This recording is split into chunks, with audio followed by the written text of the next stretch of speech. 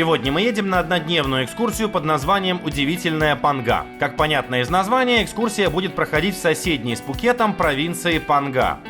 Первая наша остановка на маршруте – это большой сафари-парк, где мы сразу садимся по 2 человека на слона и 30 минут катаемся среди местных природных красот.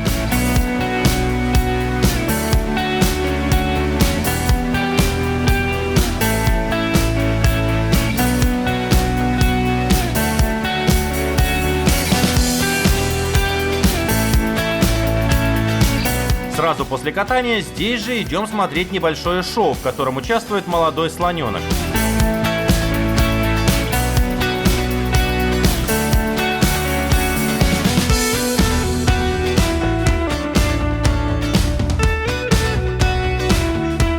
После шоу его можно покормить купленным здесь же бананами и сфотографироваться. После этого еще одно шоу, на этот раз обезьян. Вернее, одной обезьянки.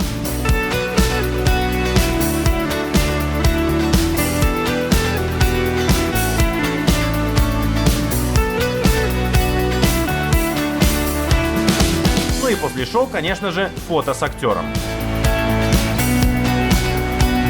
На этом мы прощаемся с сафари-парком и едем дальше.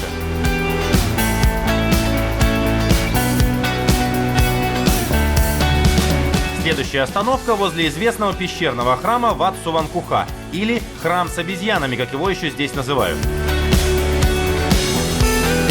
Перед входом растет дерево Бодхи. Именно под таким же деревом, согласно легенде, принц Сиддхартха достиг просветления и стал Буддой. Самая знаменитая достопримечательность внутри самой пещеры – это большая 15-метровая статуя лежачего Будды. По периметру расположены статуи поменьше.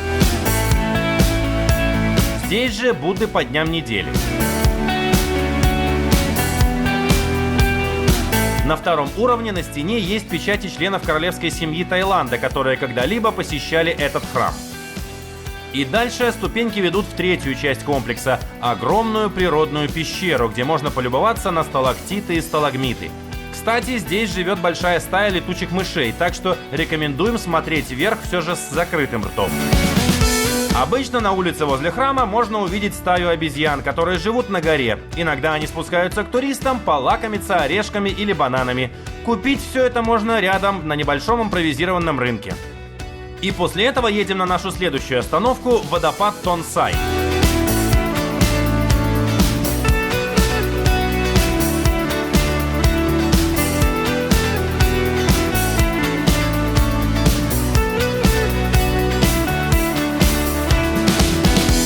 Это трехуровневый пороговый водопад, где около часа мы купаемся и делаем прекрасные фото на фоне местных красот.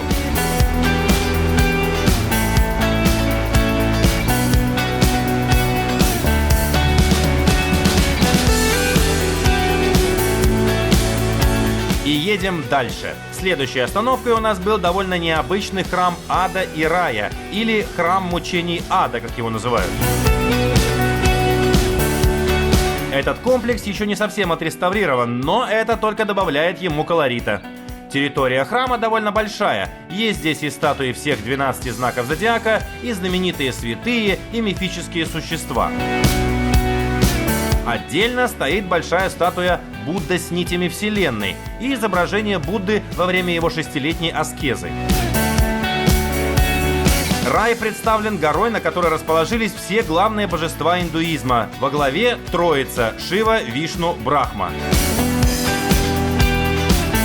Далее проходим через пасть дракона и направляемся в огромную пещеру, где возле входа сидит монах, у которого можно повязать амулет на удачу и долгую жизнь.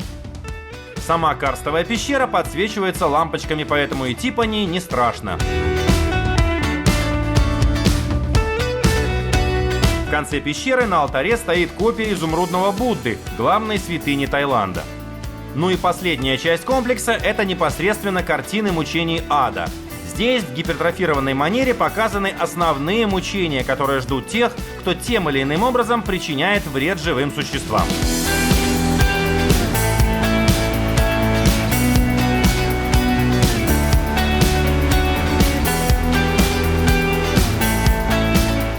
этом мы прощаемся с храмом Ада и Рая и едем на пирс возле деревни морских цыган со множеством домиков на сваях. Здесь мы пересаживаемся в местную лодку, длиннохвостку и полчаса катаемся по местной реке вдоль мангровых зарослей.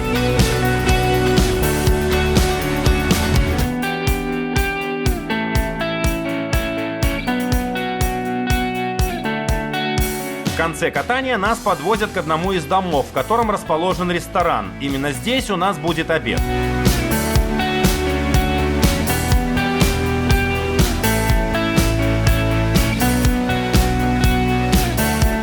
Надо сказать, что обед здесь полностью состоит из морепродуктов. Рис с креветками, креветки вареные, креветки жареные в масле, крабы, жареная рыба, устрицы и суп том-ям с морепродуктами. И после обеда снова садимся в минивэн и едем на нашу последнюю точку – смотровую площадку под названием Самет Нангше с шикарным видом на залив Панга. Заехать на гору на минивэне нереально, поэтому прямо перед горой мы пересаживаемся на местный пикап, который и завозит нас на гору по довольно крутому подъему. Кстати, эта экскурсия имеет еще двухдневный вариант. Здесь на смотровой площадке стоят небольшие бамбуковые домики. Именно в них как раз и проходит ночевка на двухдневной экскурсии.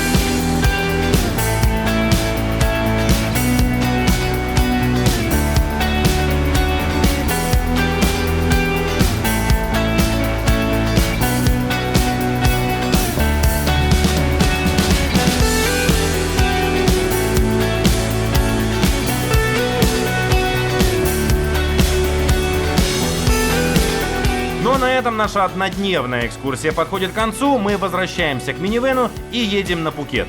А мы с вами увидимся на следующей экскурсии.